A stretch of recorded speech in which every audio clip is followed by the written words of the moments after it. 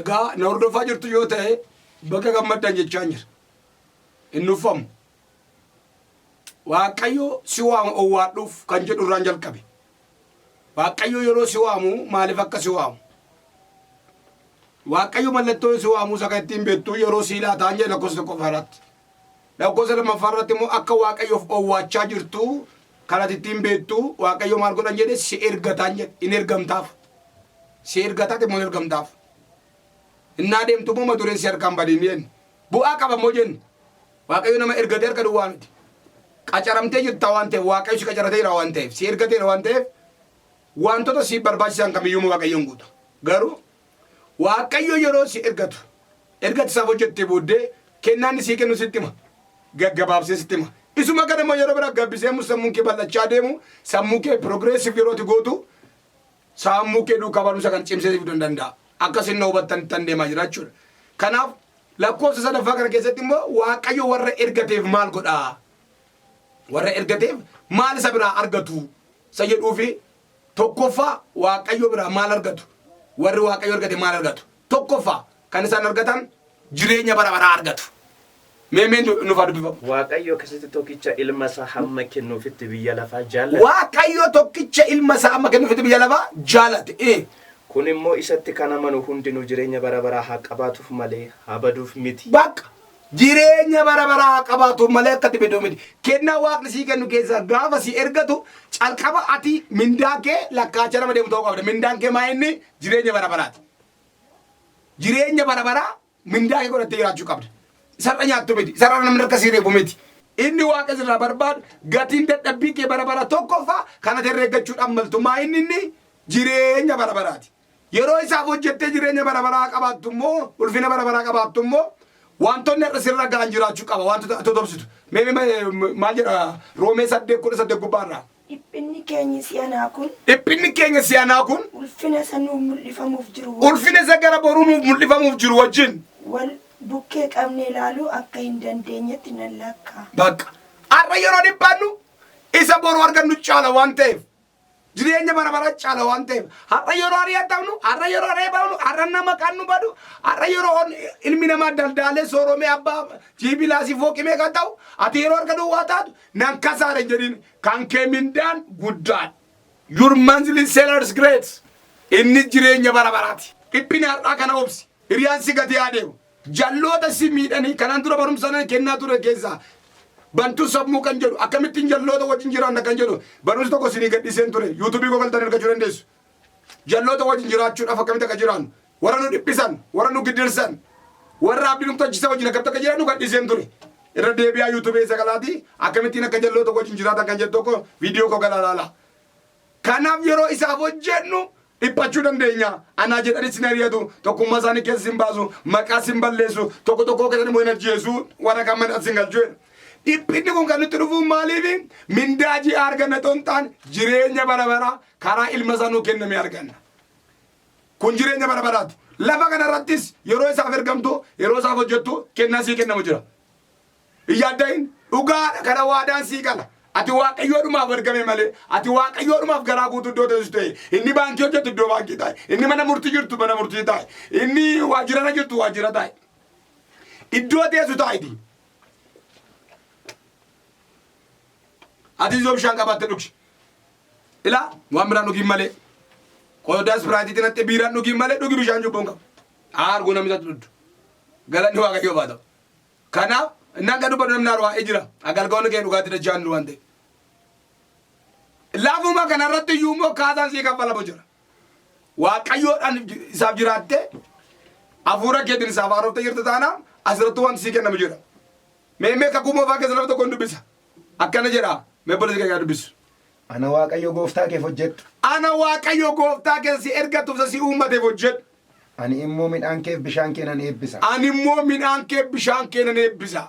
Dhukkuba si keessaa nan balleessa. Dhukkuba si keessaa nan balleessa. Biyya kee keessa dubartiin ulfi irraa ba'u yookiin dubartiin dhala dhabdu hin jirtu.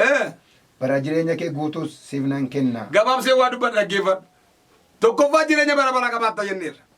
Laffan baabalamuun kanarratti dacheeruun kanarratti waan sii ta'u sitti hima.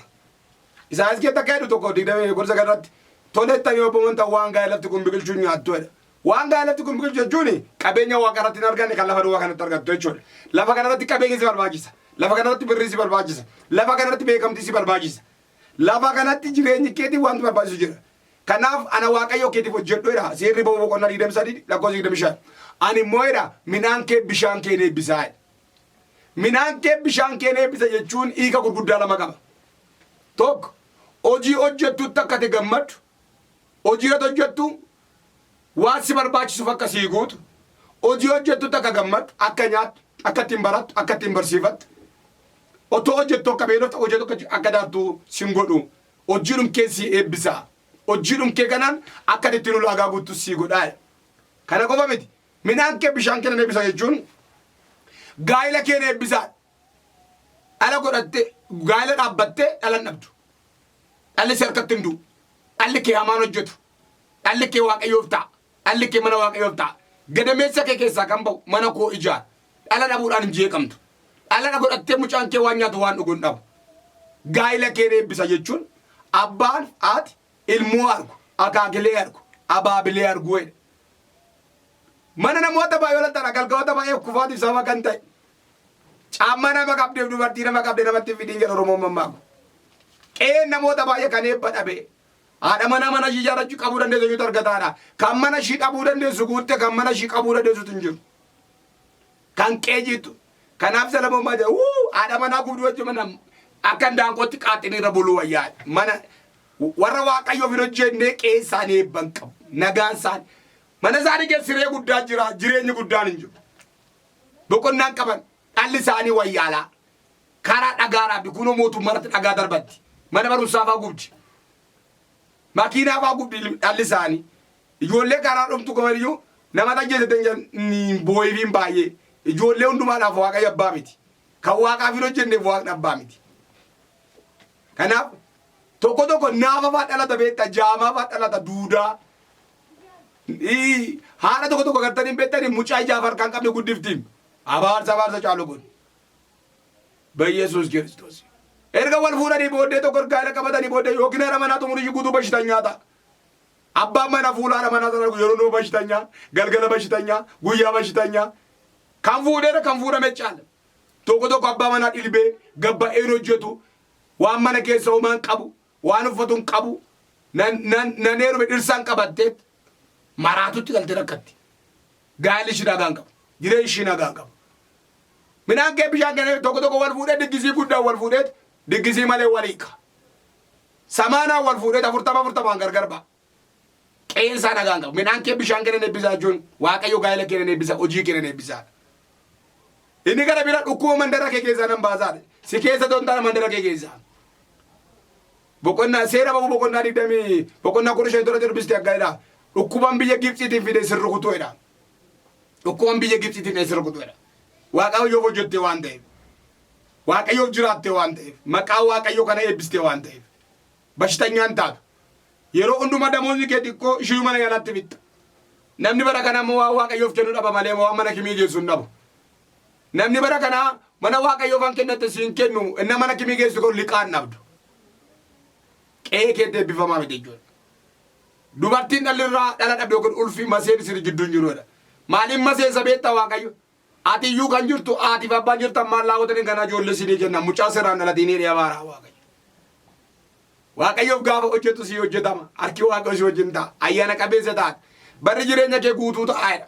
Foonittis hafuurattis eebbifamtaadha. Abbaa gooftaa kee Yesuus Kiristoos isa eebba waaqarraa lafarraa nu eebbiseef galannaa ta'udha Phaawulos. Kiristaanni karaa hundumaa guutuu guddina shafaafaan guddatiin. Guddina shafaafaa yookiin hafuuratti gaara geessee foonitti daaraa yoo taate maal fayyada?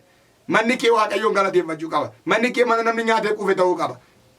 Ijaarrattee kee jiraachuu qabda. Wanta ilma namaa barbaachisu biyya barbaadde jiraachuu qabda. Biyya tokkitti ifattee jiraachuu hin barbaadin. Ati waamicha guddaa qabda. Gaafa waaqayyoof hojjetu waaqa siif hojjeta. Ati dadhabaan kun waaqayyoof hojjetu waaqni cimaan kun siif hojjeta. Waaqayyo siif hojjennan nama taate barbaadamaa taate simboo qabeessa taate qe'een kee haalli kee manni kee nagaa ta'a. Haleluuyaa. Baay'een gammadee waaqayyo sinaa eebbisuun shaaloom. Galatooma.